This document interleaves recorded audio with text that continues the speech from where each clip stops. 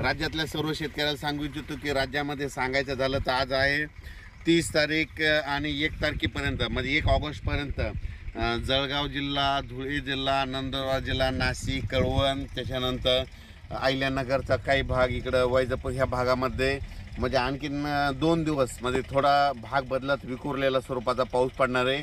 म्हणून उत्तर महाराष्ट्रातल्या शेतकऱ्यांनी हा अंदाज लक्षात घ्या. खास करून म्हणजे आज 30 जुलैपासून ते 1 ऑगस्टपर्यंत नंदुरबार, धुळे, कळवण, नाशिक, सटाणा, नंदुरबार, त्याच्यानंतर आपलं अहिल्यानगरचा काही भाग इकडला म्हणजे उत्तरेकडला, त्याच्यानंतर बुलढाणा जिल्हा, अकोला, परतवाडा ह्या पट्टामध्ये MP बॉर्डरचा म्हणजे अमरावती ह्या पट्ट्यामध्ये आणखीन 2 दिवस म्हणजे थोडं पावसाचं वातावरण राहणार आहे. सर्व दूर नाही पडणार पण भाग बदलत पडणार आहे म्हणून हा अंदाज लक्षात.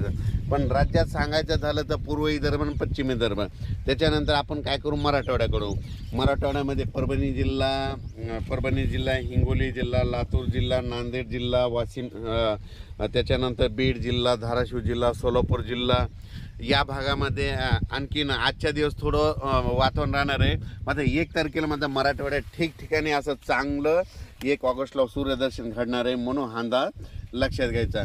त्याच्यानंतर आपण वळू पश्चिम महाराष्ट्राकडे देखील आज आणि उद्याचे दिवस सरी त्या चालूच राहतील. पण 2 तारखेपासून तिकडल्यामध्ये पश्चिम महाराष्ट्राकडे 2 ऑगस्टपासून तिकडे देखील चांगलं सूर्यदर्शन होणार आहे म्हणून डाळिंब शेतकऱ्यासाठी आनंदाची बातमी, म्हणून द्राक्ष शेतकऱ्यासाठी आनंदाची बातमी.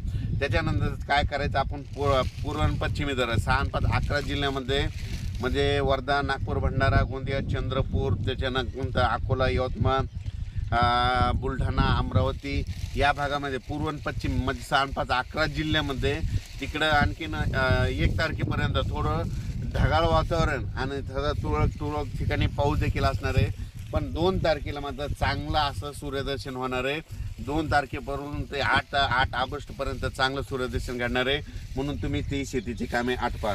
त्याच्यानंतर कोकण म्हणजे सांगायचं झालं तर सांगली, कोल्हापूर, सोलापूर, पुणे हे कोकण पट्टीचा पाऊस मात्र त्या सरी मात्र 10-10 मिनिटाच्या 5-5 मिनिटाच्या कोकणातल्या सरी चालू राहतील म्हणून हे लक्षात द्या.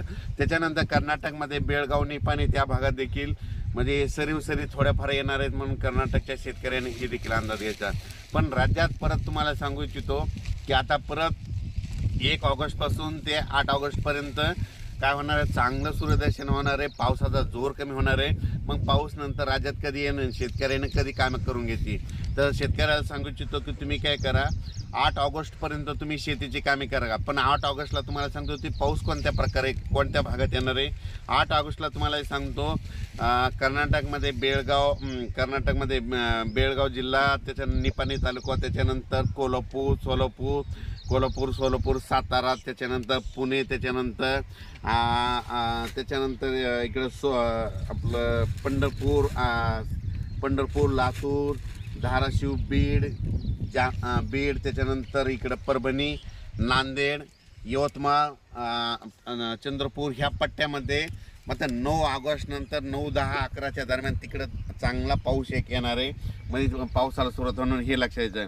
त्याच्यानंतर तो पाऊस परत काय होईल वाढत देखील जाणार आहे मग हा अंदाज लक्षात आहे त्याचा आपण नंतर अंदाज येऊ.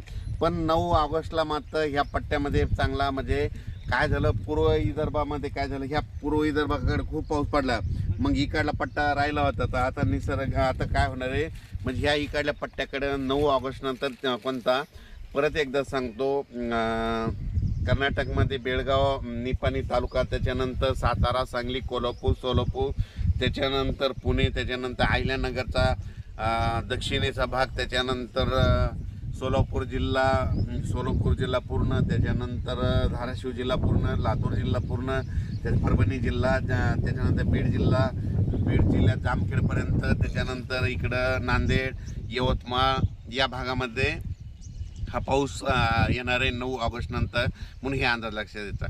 अचानक वातावरणाबद्दल झालं तर लगेच एक मेसेज दिला जाईल.